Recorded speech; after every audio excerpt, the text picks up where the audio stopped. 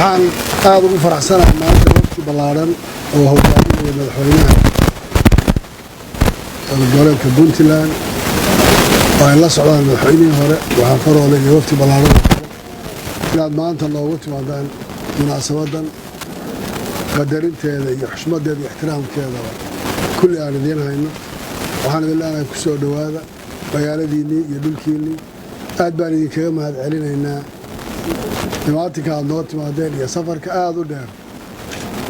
ilaa iyo meel aad u fog aad ka soo safarteen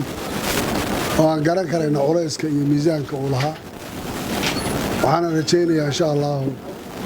dhimaatinkiinaani inuu noqdo fure wax badan oo xal iyo wanaag iyo horumar intaba keenaya aadna aan ugu faraxsanahay inaan maanta aan isu nimaadno wixii wara dib baan u dhigan doonaa madaxweyne ku soo dhawow Kismaayo aad baan kaaga mahad celinayaa dhimaatinka adiga waftigaaga waad mahadsantihiin salaamu calaykum waraxmatullahi wabarakaatuh runtii aad baan ugu faraxsanahay sida diiran oo dawlad iyo shacabba maanta nala soo dhaweeyay waan ka mahadnaqaynaa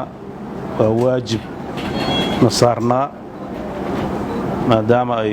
madaxweynuhu horay dhowr jeer u noo soo booqday inaan annagana u soo booqanno la wadaagno farxadaha iyo murugadaba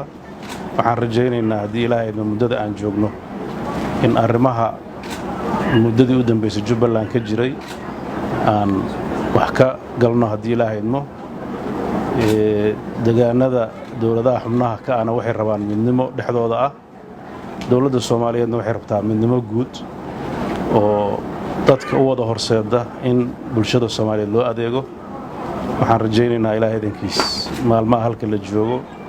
in wax badan la isweydaarsan doono culaysyada siyaasadeed ee dalka jirana ay ambaqaad u noqon doonto waxaan ku kalsoonahay ilaahay idinkiis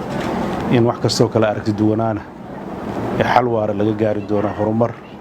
iyo wanaag iyo dawladnimada wadadeeda la qaadi doono aad baan iga mahad celinayaa waad mahadsantihiin. Assalaamu calaykum waraxmatullahi.